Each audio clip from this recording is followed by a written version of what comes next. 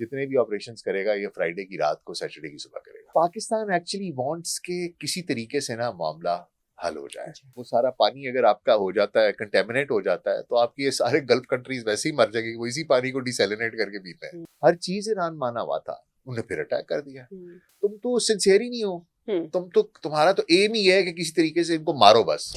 ये इस वक्त जो भी सिचुएशन पूरी है ईरान अमेरिका के बीच में मुज़ाकरात बातचीत हो सकती है। अमेरिका ने अभी रिसेंटली वो एक ऑफर भी सामने रखी जिसको ईरान ने जो है वो रद्द किया। पाकिस्तान अब इसमें सालिस का किरदार अदा कर रहा है। इंडिया की इस पे बहुत सारी चीखें हम सुन रहे हैं इंडियन मीडिया पे। तो ये अब आपको एंड होता हुआ कैसे दिखाई दे रहा है? देखें, ये इतना आसान काम नहीं होगा।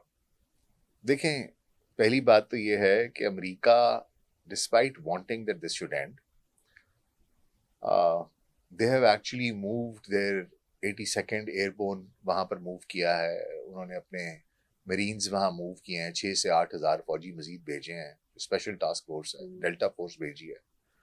अब वो किस लिए भेज रहे हैं? ठीक है, वो कहते हैं हाँ, we don't want boots on ground. If you don't want boots on ground, why are you sending these people over there? So there are different scenarios that build up. One is that probably by saying this, Donald Trump is buying time and he's going to launch a ground offensive probably after 10 days by next weekend to weekend खेलता है ये। weekend पे क्यों खेलता है? क्योंकि उस दिन स्टॉक मार्केट बंद होती है, ना तेल की प्राइस ऊपर जाती है, ना स्टॉक मार्केट नीचे आती है। तो ये जितने भी ऑपरेशंस करेगा ये फ्राइडे की रात को सैटरडे की सुबह करेगा। ठीक है, पहली चीज तो ये। And Iranians know this, they're very smart.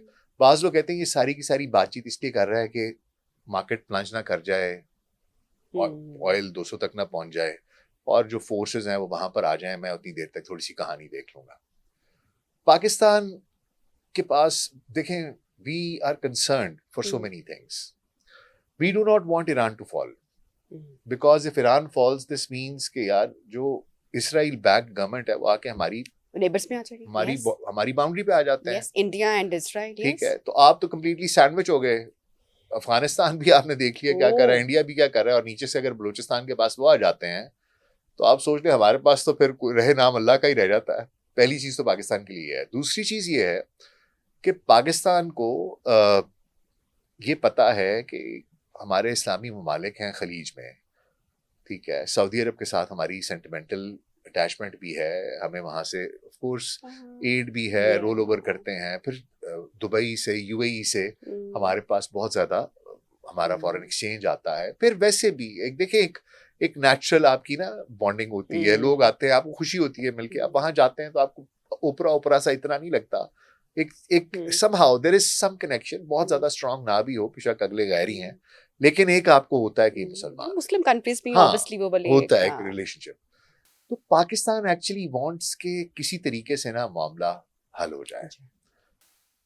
लेकिन प्रॉब्लम ये है कि जो इरानियंस है ना, उनको इन्होंने इतनी दफा डसा है कि वो इन पे ना ट्रस्ट करने को तैयार। And they have nothing to loose.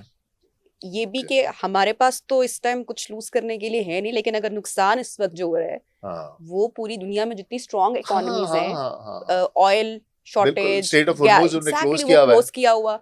लेकिन फिर then there is a question, right, कि कब तक Iran can hold like this.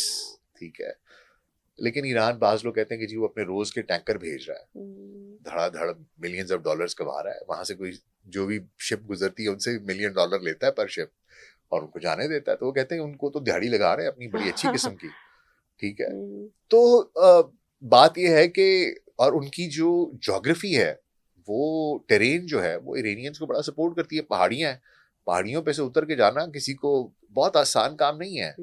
फिर ये भी डर आता है कि भाई अगर ये इस तरह नहीं ले सकेंगे तो कहीं कोई टैक्टिकल न्यूक्लियर वेपन ही ना चला दें इनके ऊपर, और उसका फॉल आउट जो है वो सबसे पहले आपको पता है कि आपकी उसमें जाएगा, पर्शियन गल्फ में जाएगा। वो सारा पानी अगर आपका हो जाता है, कंटेमिनेट हो जाता है, तो आपकी ये सारे गल्फ कंट्रीज वैसे ही मर जाएंगे। वो इसी पानी को डिसैलिनेट करके पीते हैं। तो it is not that easy a situation. Iranians कहते हैं कि भाई हमने आपके साथ एक पैक्ट किया, JCPOA किया ओबामा के जमाने में, joint comprehensive plan of action बनाया। 17 में ट्रम्प साहब आए, उन्होंने कहा ये क्या बकवास है, ये तो इस काबिल ही नहीं कि इनके साथ हम बैठे। खत्म खत्म कर दिया। फिर 2025 में नेगोशिएशन हो रही थी, नेगोशिएशन के बीच में जाके इजराइल ने ईरान पे अटैक कर दिया और अमेरिका ने उसको ज्वाइन कर लिया। अभी फिर आपका ओमान सालिसी कर रहा था, वो मीडिएटर था, और उनका जो फॉरेन मिनिस्टर है बुसेदी, उसने कहा यार वी वर डेज अवे, हर चीज ईरान माना हुआ था, उन्हें फिर अटैक कर दिया। तो बात ये, वो कहते हैं यार तुम तो सिंसियर ही नहीं हो, तुम्हारा तो एम ही है कि किसी तरीके से इनको मारो बस। तो अभी हम बात करेंगे how is it going to be different this time.